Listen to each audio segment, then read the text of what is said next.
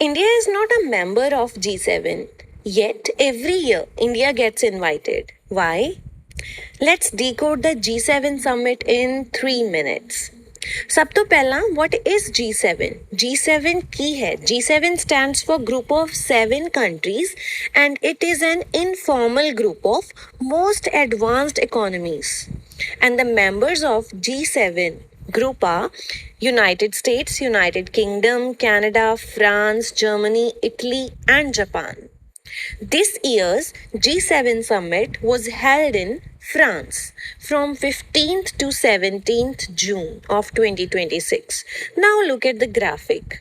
You'll notice that India participated as an invited country, even though India is not a member of G7 group. Then why did India participate in this meeting? Because India is one of the world's fastest growing major economies and it plays a crucial role in global issues such as trade, climate action, technology, and international diplomacy. Let's move to the key discussions of the summit. It was focused on artificial intelligence. Leaders discussed how AI can be developed responsibly while balancing innovation and regulation. Climate change. The focus was on clean energy transition, biodiversity protection, and climate finance as well. It was also focused on global economy. Countries discussed economic growth, inflation, supply chain, and debt sustainability. Also, Ukraine and Russia conflict was discussed.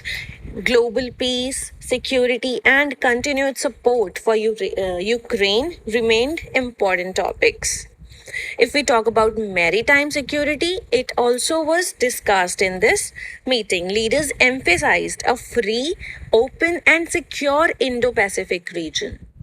Now, here comes the UPSC part. Remember, you have to remember these facts.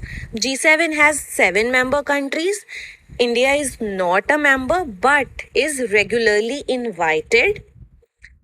G7 does not have a permanent secretariat and the presidency rotates among the member countries.